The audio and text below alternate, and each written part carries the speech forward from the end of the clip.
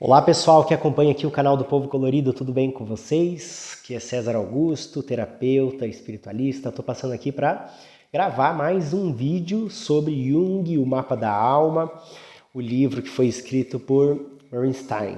E eu espero que vocês estejam aí gostando, acompanhando. Por favor, deixem os comentários de vocês. Nem sempre eu consigo responder na hora porque eu estou num momento bastante corrido agora com a retomada dos trabalhos presenciais nos locais que eu trabalho como arte terapeuta e educador aqui na cidade de São Paulo, e hoje inclusive estou gravando aqui num cantinho aqui da casa de apoio na Associação Liberdade e Vida, agora que cheguei adiantado. Hoje nós vamos dar continuidade então ao estudo do livro referente ao capítulo 2, que se chama O Interior Povoado. No primeiro capítulo, nos dois vídeos do primeiro capítulo, nós falamos da consciência e do ego. Depois nós falamos dos tipos psicológicos, que são os modos como o ego interage com a realidade. E agora então nós vamos falar de algo que não está na nossa superfície, que sai da superfície e entra no nosso interior. E esse interior, como o próprio título diz, ele é povoado. Povoado por quê? E que interior é esse? Quando a gente fala do nosso interior, a gente está falando das nossas camadas mais profundas. E a primeira camada mais profunda, abaixo dessa superfície, que é a nossa consciência, aquilo que a gente consegue perceber, que tem como núcleo da nossa consciência o nosso ego, que é um complexo ideoafetivo que dá pra gente a noção do eu, que individualiza os seres, que faz eu perceber o que sou eu, o limite entre eu e o resto, aquilo que não sou eu. Mas, como a gente falou, o ego ele é um complexo, ele é uma estrutura que vai sendo carregada de informações, e esse principal complexo ele é o centro da nossa consciência, mas ele não é o único. E por que o nosso interior é povoado? Porque no nosso inconsciente pessoal, que é a primeira camada do nosso inconsciente, formada por tudo aquilo que nós vivenciamos, presenciamos, sentimos, tudo aquilo que a gente aprendeu em contato com os nossos pais, com os nossos ancestrais, está guardado nesse inconsciente pessoal. E onde que essas coisas estão guardadas? Em estruturas das quais a gente chama de complexo, que são complexos ideoafetivos. Então, a relação que a gente estabelece com a maternagem ou com a nossa mãe, com quem cuidou de mim, quem foi aquela pessoa que me amamentou, me trocou, me limpou, deu a segurança para eu viver, por exemplo, forma um complexo que é o complexo materno. E tudo que está relacionado ou à imagem da mãe ou dessa cuidadora, que às vezes não é a mãe que cuida, né? Às vezes nem tem mãe, às vezes a mãe morre no parto, às vezes a criança é adotada, mas tem alguém que cuida, que faz essa maternagem. E essa maternagem, ela oferece o princípio do campo afetivo, os primeiros toques, os primeiros carinhos, a sensação de segurança, de alguém que está protegendo, que está nutrindo a gente. Então vai formando essa caixinha, que é um complexo, que tem a ver com a nossa sensação de proteção, com a nossa sensação de prazer, porque a gente é amamentado e a amamentação ela gera prazer. A gente tem as nossas necessidades supridas, a gente tem a informação de alguém que toca, que faz carinho, que cuida da gente. Então isso está girando em torno do complexo materno. Aí a gente tem outros complexos, muitos outros complexos que também vão se formando, como o complexo paterno, que é aquele que vai, ou deveria pelo menos, ser carregado de informações, de ideias e de memórias afetivas que vão mostrar como a gente pode lidar com o mundo externo, com a realidade, com o trabalho, sair do conforto e da segurança da nossa casa. Dentro dessa caixinha, da qual a gente vai chamar aqui de complexo paterno, estão todas as informações, lembranças e memórias acerca de como eu devo me portar, ou como é bom eu me portar, ou como me relacionar do lado de fora, para conseguir ganhar um pouco mais o mundo, sair do ninho, da mãe. Mas a gente não tem só complexos ligados a essas figuras, como algumas pessoas. A gente tem inúmeros complexos que vão sendo formados, às vezes em situações específicas, um local específico, um trauma que eu tive, a escola, cada situação ela vai sendo armazenada dentro de estruturas ideoafetivas. E qual que é a principal característica dessas estruturas? É que elas são autônomas. E o que é algo autônomo? É algo que existe e que tem a capacidade de se manifestar. Aí a gente se pergunta, será que você tem complexos? Será que nós temos complexos? E aí, pela psicologia analítica, a gente diz que, na verdade, nós não temos complexos, que são os complexos que nos têm, porque é assim que acontece, ele é autônomo. O nosso próprio ego não é um complexo? A gente acha que nós somos isso aqui, e eu tenho uma visão muito limitada do que eu sou. Cada um de nós temos uma visão muito limitada do que a gente é. Porque a gente não é só o que o ego consegue perceber. A gente não é só o que a nossa consciência consegue perceber. Do mesmo modo que existe esse complexo, que dá pra gente a noção do eu, todos os complexos que estão em torno, ali, dançando, né? Orbitando a nossa consciência, nesse primeiro degrau abaixo, que é o inconsciente coletivo, eles têm a capacidade de nos tomar e eles nos possuem. Quando que a gente é possuído por um complexo? Quando a gente faz alguma coisa que a gente sabe que não deveria fazer, não gostaria de fazer, mas é quando a gente perde o controle e faz. Quando, por exemplo, a gente discute com alguém que a gente gosta, e aí, de repente, por uma coisinha mínima, a gente extravasa, fala um monte de coisa, é grosseiro, é estúpido e se arrepende logo em seguida. Isso mostra que a gente foi tomado por um complexo, né? Quando a gente, por exemplo, assiste um filme e esse filme tem alguma informação que toca um complexo nosso, que é uma dessas caixinhas que está carregada de sentimentos tristes, de saudade, de emoções, de coisas que a gente viveu que ficou guardado ali. Quando algo do lado de fora tem uma ligação, se comunica com a informação que está guardada dentro de um dos nossos complexos, os complexos nos tomam e as emoções podem transbordar. Então, um exemplo do filme, né?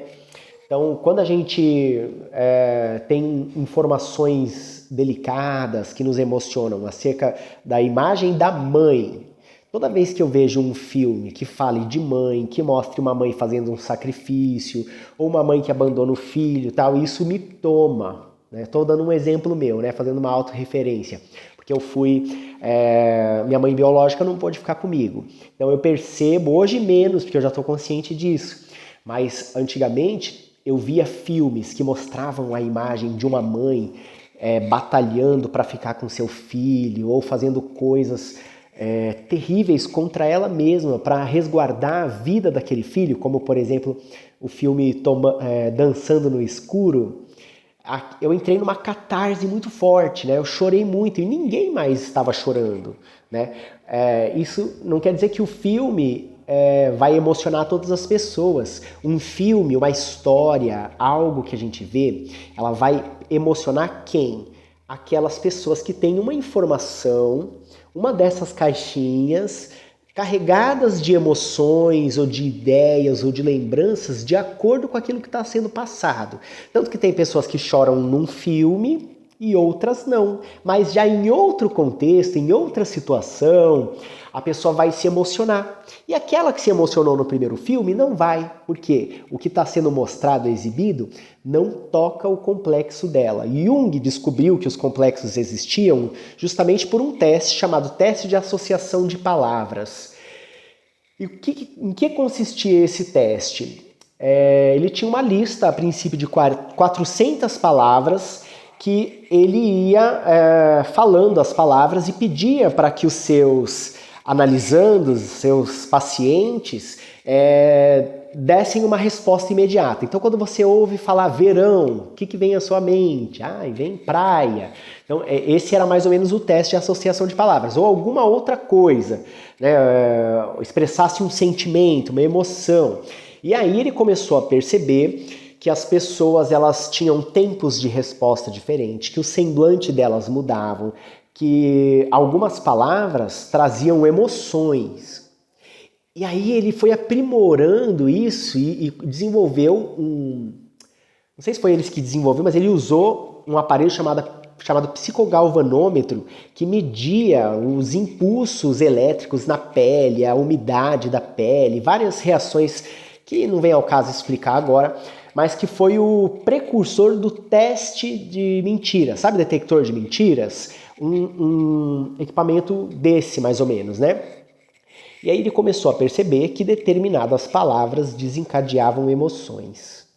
E que essas palavras, elas podiam ser observadas e organizadas e apontavam para a existência de algo que não estava consciente, mas que estava guardado do nosso inconsciente. Quando determinadas palavras eram ditas, as pessoas podiam até entrar em catarse. Catarse, chorar, se desesperar, sentir raiva, se descontrolar, lembrar de algo. E assim ele foi percebendo que esse conteúdo inconsciente ele está organizado dentro dessas caixinhas virtuais, vamos dizer assim, né?